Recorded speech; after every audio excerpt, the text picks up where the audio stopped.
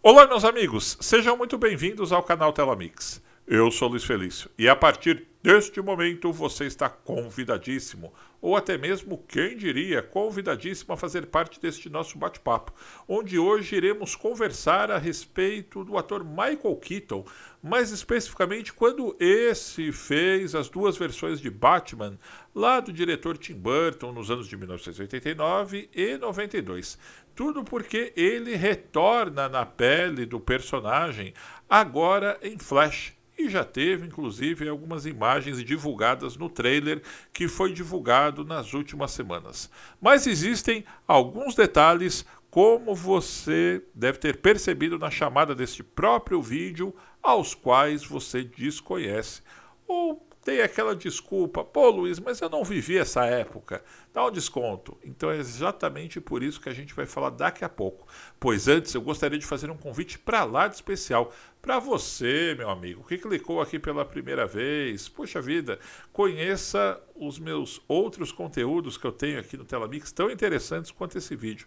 Para isso não custa absolutamente nada, é só dar uma clicadinha aqui, se inscreva no canal, ative a sinetinha de notificações e também participe nos comentários, que eu gosto muito depois de ver como está sendo o reaction aí da galera. E hoje um cenário, se não diferente, mas por um outro lado caprichado, hein? Vocês estão vendo que eu até trouxe aqui o logo do filme de 1989 do Batman para a gente criar ainda um clima maior de nostalgia. Como eu abri dizendo, meus caros, o papel de Batman lá do filme do Tim Burton de 1989, como sobretudo os mais jovens já sabem, foi interpretado pelo Michael Keaton. Mas acreditem se quiser, não foi a primeira escolha do diretor e outros atores balançaram ali para pegar justamente o papel do morcegão na época, que, diga-se de passagem, não tinha um filme solo desde lá da década de 60, quando fizeram aquela emenda do seriado do Adam West, e acabou saindo uma versão para o cinema. Então existia muita expectativa. E a primeira opção do Tim Burton, pasmem, era o Pierce Brosnan. Ele que tinha interpretado inclusive o 007 alguns anos antes, e o Tim Burton cismou com esse cara, que recentemente ele voltou aí à saga de super-heróis, fazendo uma pontinha ali como um herói coadjuvante no filme do Adão Negro. Então imaginem só, hein? Michael Keaton não era a primeira opção. E falando em não ser o escolhido principal, até o Mel Gibson, galera, também foi considerado para o papel em uma reunião de produtores na época. Mas quando o convite chegou até ele, ele acabou recusando, devido, olha só, a preocupações com a rigidez da roupa do Batman. Olha, tudo bem que lá na época não tinha essa hype toda dos filmes de heróis como nós temos hoje. Sobretudo esses salários milionários. Já era uma boa grana que o cara ganhava. Mas se fosse hoje, eu acredito que o Mel Gibson, com roupa colante ou sem colante, ele iria topar em fazer o papel. Outro cara que estava em altíssima na época e era o galã da mulherada, Kevin Costner, também estava à frente do Michael Keaton, mas ele próprio recusou porque acreditava que o personagem não tinha uma profundidade suficiente, segundo as suas alegações, para que ele o interpretasse.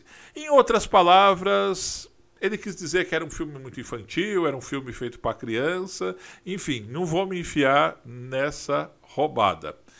E olhem só, Charlie Sheen também esteve na frente do Michael Keaton, mas acabou não sendo escolhido devido a preocupações com a sua idade na época, pois o consideravam jovem demais. Imaginem hoje o Robert Pattinson também estaria fora totalmente, pois tinha-se uma outra visão do Batman na época, que tinha que ser um cara assim, de fato, mais maduro, mais rodado. E não, eles não queriam, não tinha essa coisa de crescer a construção, ter toda uma saga do herói como eles estão preocupados hoje. Enfim, o Charlie Sheen acabou ficando de fora por isso. Bill Murray, gente, nossa, ia ficar muito caricato, hein? Também foi um dos pretendidos, mas ele acabou recusando porque, a exemplo do próprio Mel Gibson e do Kevin Costner, ele não queria ficar preso a um papel de super-herói. Em outras palavras, ele não queria ficar marcado como um cara que fez um filme para crianças e adultos que não cresceram, como era a cabeça do pessoal na época. Agora, como se Caça-Fantasmas que ele fez fosse muito diferente disso, né? Ora bolas, senhor Bill Murray. Tom Selleck, gente, imagina, também era um dos pretendidos pelo Tim Burton, mas ele acabou perdendo o papel para o Michael Keaton. Finalmente, né? O Michael Keaton ganhou de alguém. Eu tenho até um palpite um tanto hilário sobre esse corte do Tom Selleck, porque o Tom Selleck, desde ever, assim, para sempre, ele é tido como aquele cara que tem o bigodão. Eu, pelo menos, não lembro de ver o Tom Selleck em nenhum outro seriado, filme. Isso ficou muito marcado, esse estereótipo dele, lá no Magnum P.I., no começo da década de 80, que aqui no Brasil perdurou durante vários anos na Globo, né, com aquele bigodão clássico que a mulherada da época gostava.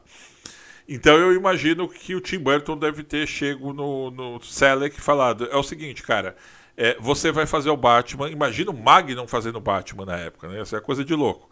Mas você vai ter que tirar essa escovona aí do meio da sua cara aí, você vai ter que tirar essa piaçava aí, ou seja, esse bigodão aí, cara.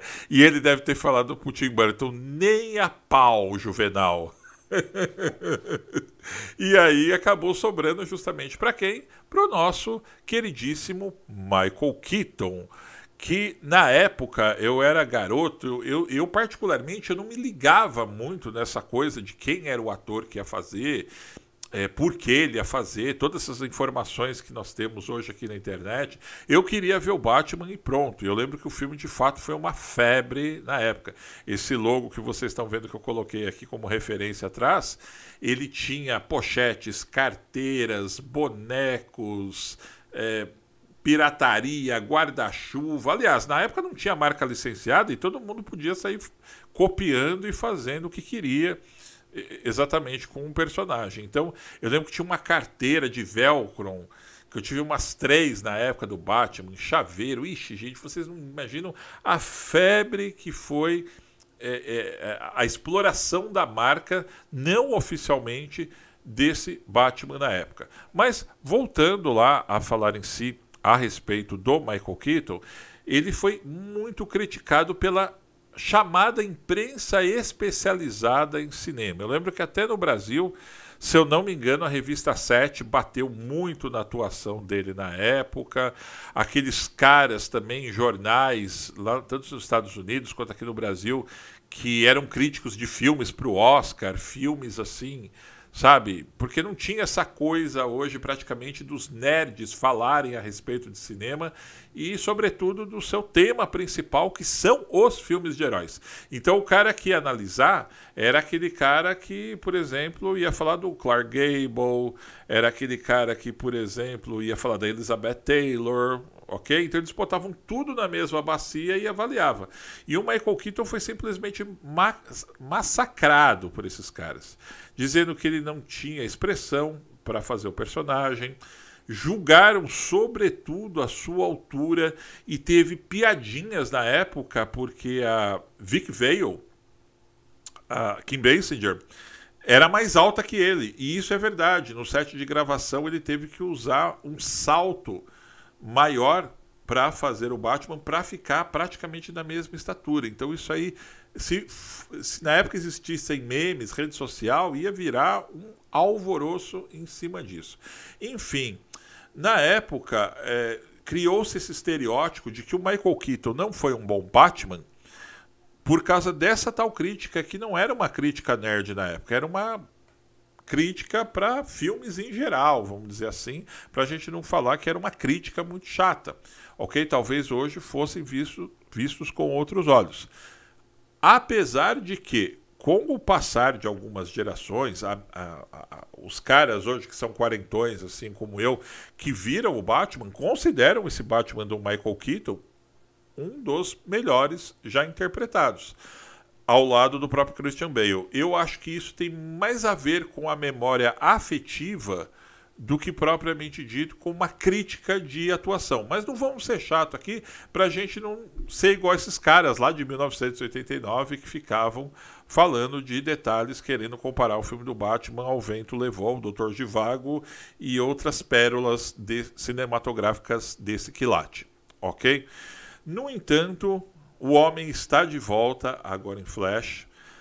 Acredito que vai ter, no mínimo, o mesmo sabor de nostalgia que nós tivemos, como foi no próprio Homem-Aranha da Marvel. Falando nisso, é bom lembrar que o Michael Keaton também fez o Abutre na Marvel, então o cara está super em alta em filmes de super-heróis. É uma puta resposta àqueles caras que, né, achincalharam ele lá no passado.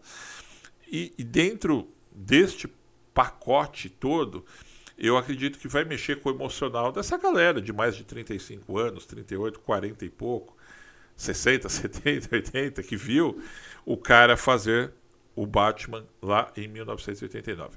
No entanto, é isso, meus caros. Eu espero que vocês tenham curtido esse bate-papo. Se inscrevam no canal, eu sempre sou chato, reforço aqui, pois nós estamos quase chegando aos 100 mil inscritos e a sua participação, fique sabendo que é muito, mas muito importante para mim aqui nos comentários. E ajude também divulgando este conteúdo em suas redes sociais. Um grande abraço, meus caros, e até muito breve.